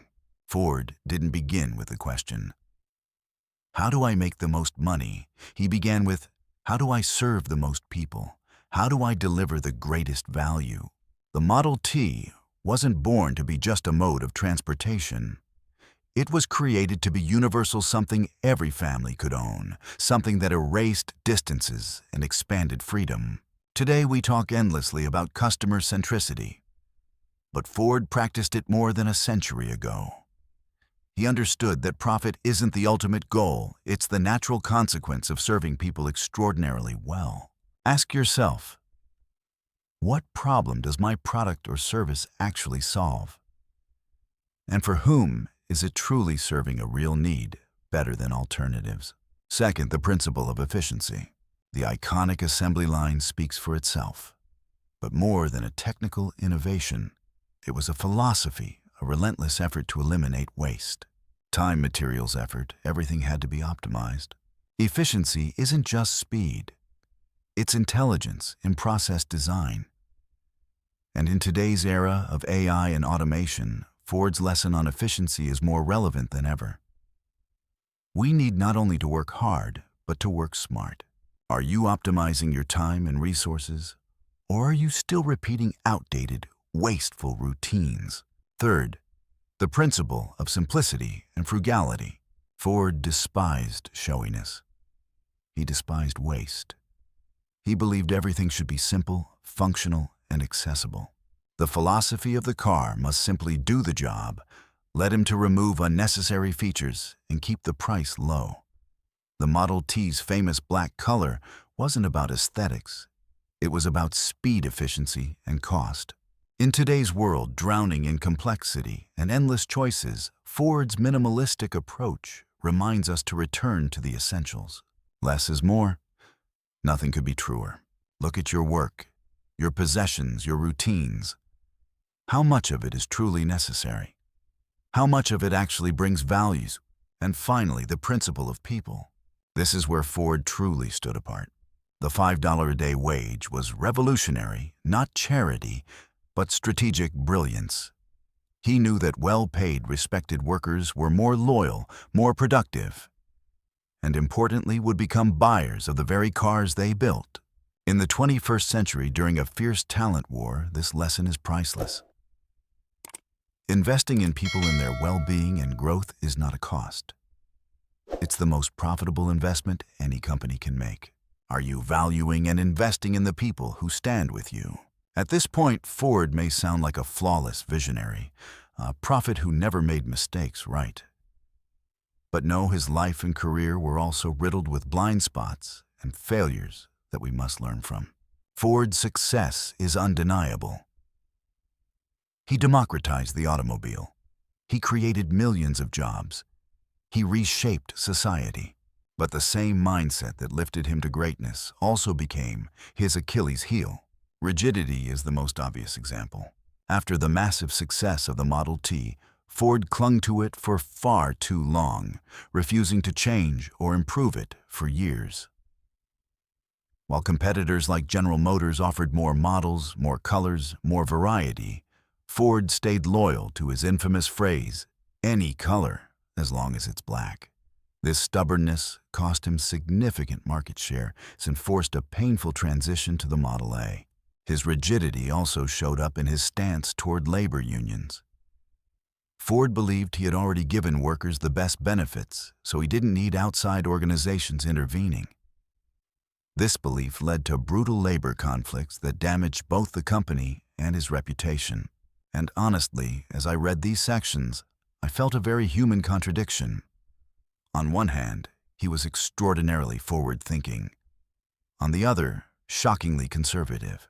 It made me wonder, are we the people of the 21st century falling into similar blind spots? Are the formulas that once brought us success now preventing us from adapting to the future? The lesson, even the greatest geniuses have limits in their thinking. Success is a double-edged sword. It brings confidence, but can also breed complacency, resistance to change, and deafness to new perspectives. Ford's legacy isn't just about doing things right, it's about learning from what he did wrong. Humility and adaptability are essential for survival and sustainable growth.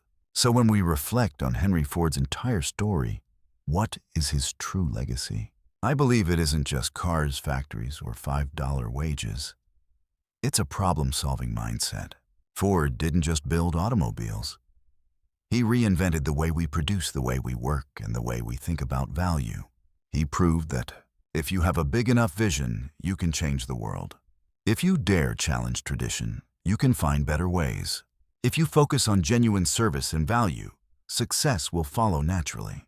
Ford's legacy is a reminder that every problem has a solution, and that we can always find simpler, smarter, more effective ways to do anything.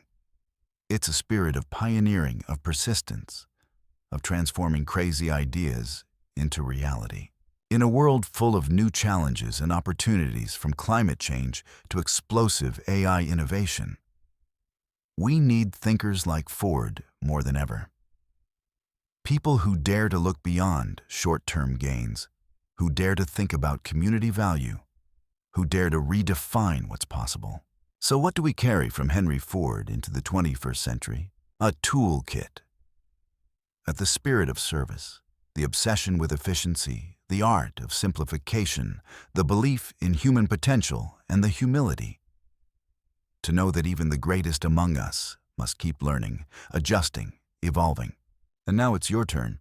Among all the principles and philosophies we explored in this series, which of Henry Ford's principles resonates with you the most? And how will you apply it in your life or work? Share your thoughts in the comments below. I'd love to hear the unique perspectives of our community. Thank you so much for joining me on this journey through the life and legacy of Henry Ford. I hope these insights have brought you value, inspiration, and a fresh way of looking at the world. We've journeyed together through the meaningful pages of Henry Ford's My Life and Work, a deep exploration of mindset, vision, and the almost unbelievable persistence of a man who reshaped the entire world of industry. We've talked about the importance of service, the hatred of waste, and the art of simplicity. But reading is one thing. Turning those ideas into action, into something we actually live with every day, that's something entirely different. That's when we truly embody what we've learned.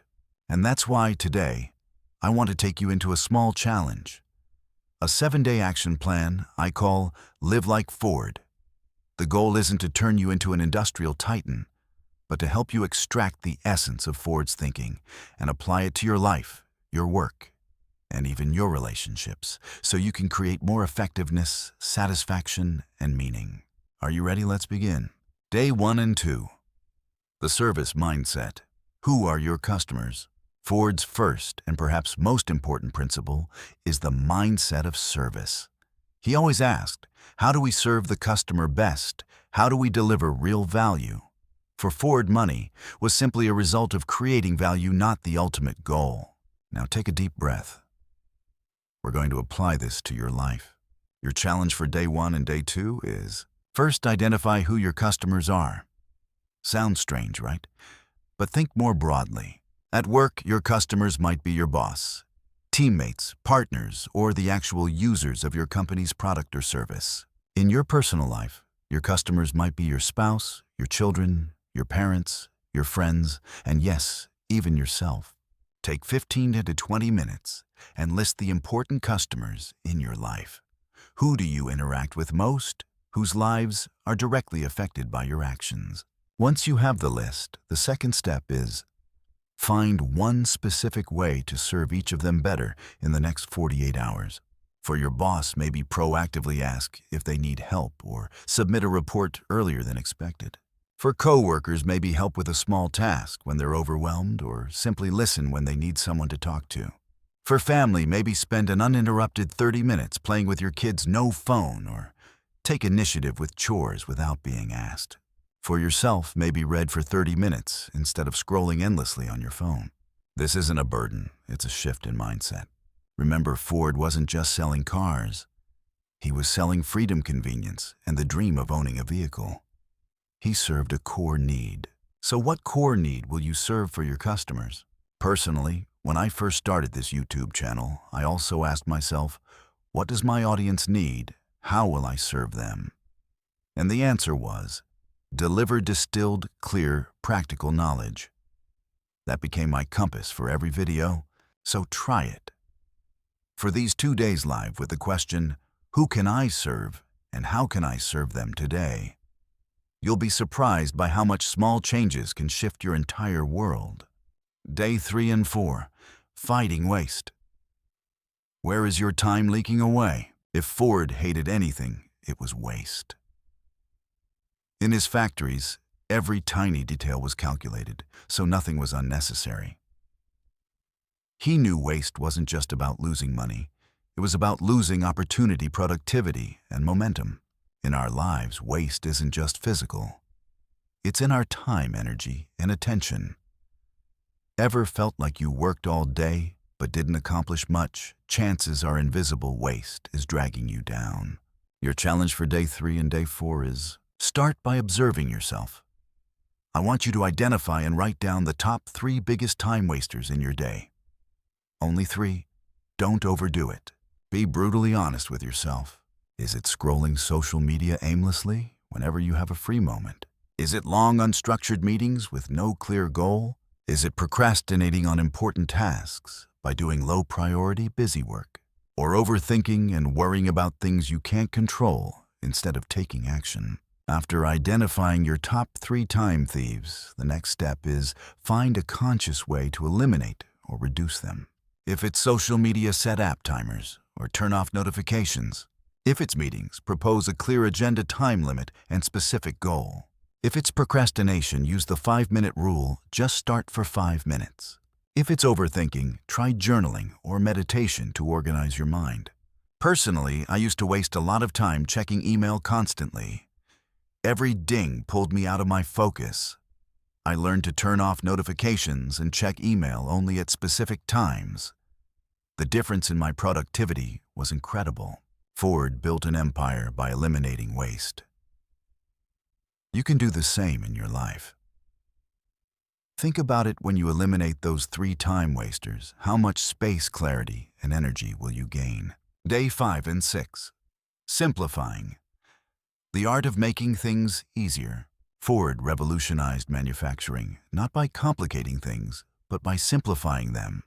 The assembly line broke massive processes into simple, repeatable steps. We deal with oversized processes all the time, workflows that look necessary at first glance, but are full of unnecessary steps. Your challenge for day 5 and day 6 is pick one complex process you deal with regularly. Writing a weekly report, sending emails to clients or partners, preparing for meetings, planning family meals, organizing your daily tasks. Once you've chosen it, spend time to analyze it and simplify it. Write out each step in the current process. Ask, is this step really necessary? Can this be done faster? Can I remove or automate this? Create templates for emails or reports. Use checklists to avoid mistakes. Ask someone more experienced how they do it. Personally, I used to struggle a lot with writing video scripts. I thought everything had to be perfect from the start.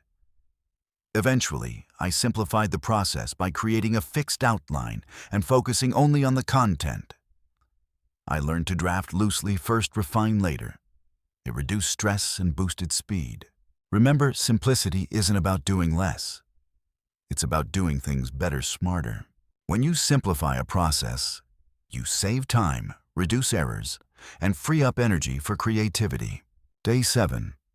Reflection and commitment. Your own principle. We've gone through 6 days of challenges, exploring Ford's core ideas service, eliminating waste and simplification. I hope you've discovered your own lessons along the way. Day 7 isn't a new challenge. It's a day for reflection and a commitment. Your challenge for day 7 is set aside a quiet moment and look back on the past 6 days. What did you learn? What surprised you? And most importantly, write down one principle from Ford that you commit to applying next month. Just one. Don't overload yourself. Maybe you'll commit to asking daily, am I serving the people around me well?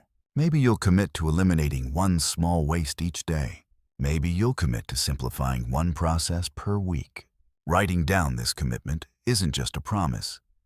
It's how you turn insight into lasting action.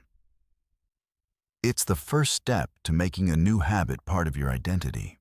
Remember Ford's quote, "Failures are only the opportunities to begin again more intelligently." If any part of these 6 days felt hard, don't worry. That's part of learning. What matters is you started. You tried. Great principles aren't always complicated. Sometimes they're surprisingly simple, but incredibly powerful. This 7-day plan isn't the destination. It's the beginning.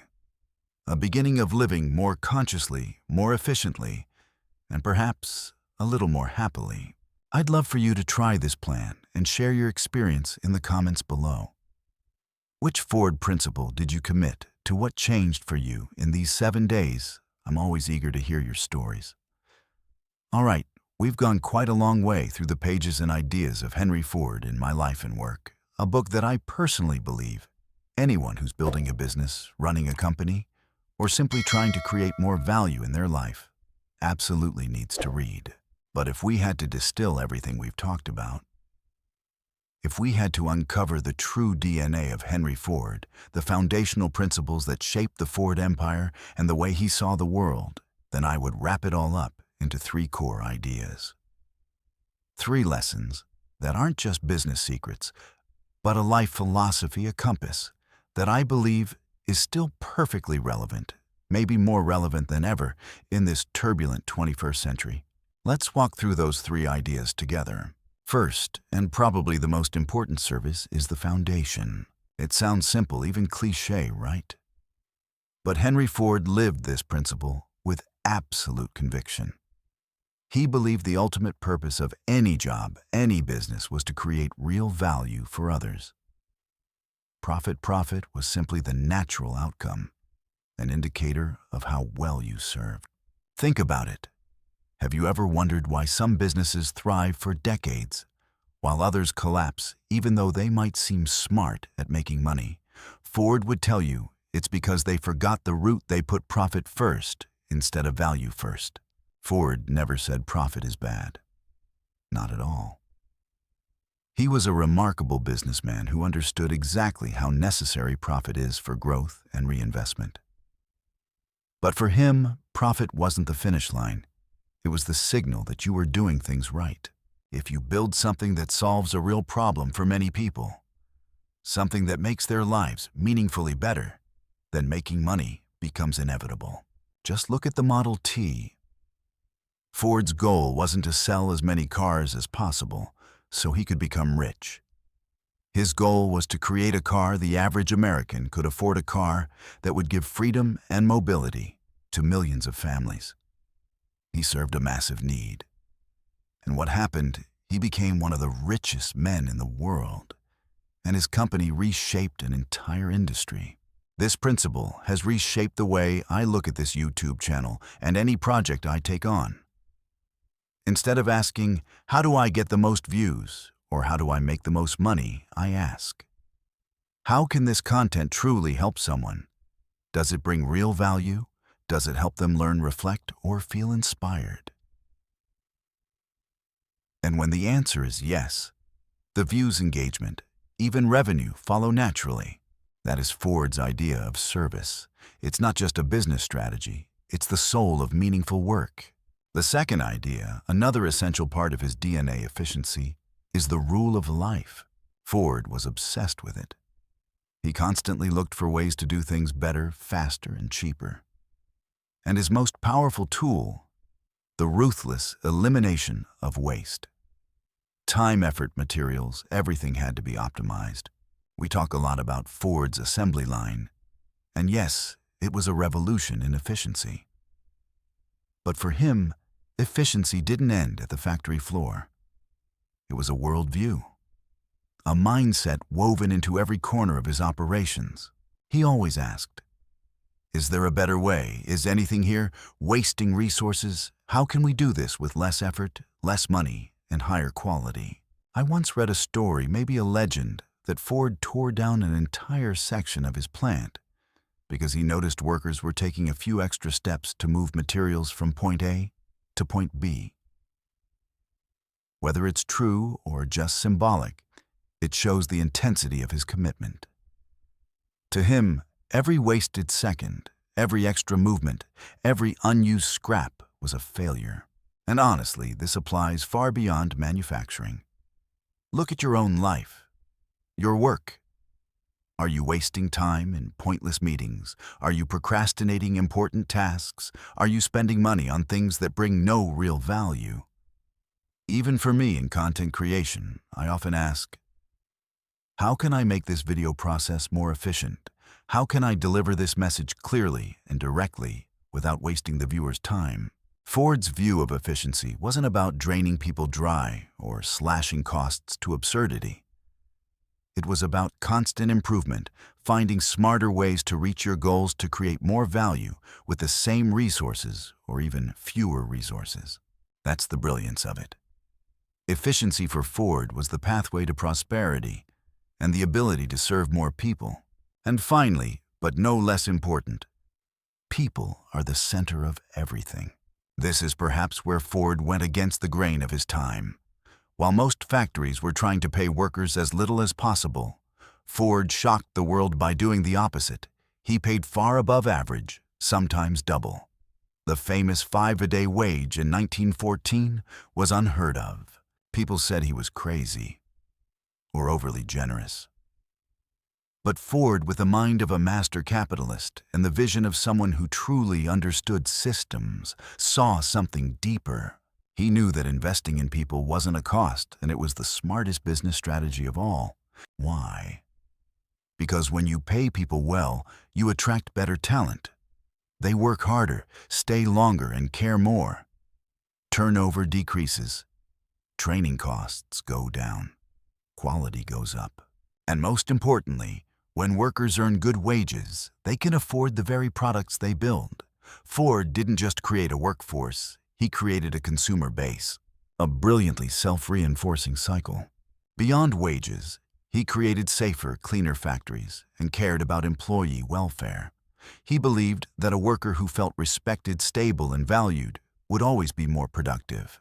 In today's world, where companies talk endlessly about culture, talent retention, and employee experience, Henry Ford was embodying these ideas a century ago. He proved that investing in people through fair pay, good conditions, and genuine respect isn't charity. It's a business strategy that boosts productivity and expands your market. As a content creator, this principle applies to me too. If I don't invest in myself, learning improving skills, taking care of my health, how could I produce good content? And if I ever build a team, I need to make sure they're paid fairly and thrive in a positive environment. Because whether it's a factory or a YouTube channel, people are the heart of sustainable success. And those are the 3 ideas I hope you carry with you, the 3 elements that make up Henry Ford's DNA service as the foundation. Efficiency as the guiding rule. People at the center. These ideas may sound simple, even obvious, but they hold extraordinary transformative power. They're not just lessons from an old business book. They're a philosophy for life, a framework for how we create value and interact with the world. Take a moment to reflect on them. What can you apply to your work, to your personal life? Is there a way for you to serve better work, smarter, and appreciate the people around you more deeply? I believe that when we truly absorb and apply these principles, we don't just build success for ourselves, we contribute to a better world. Exactly the way Henry Ford did.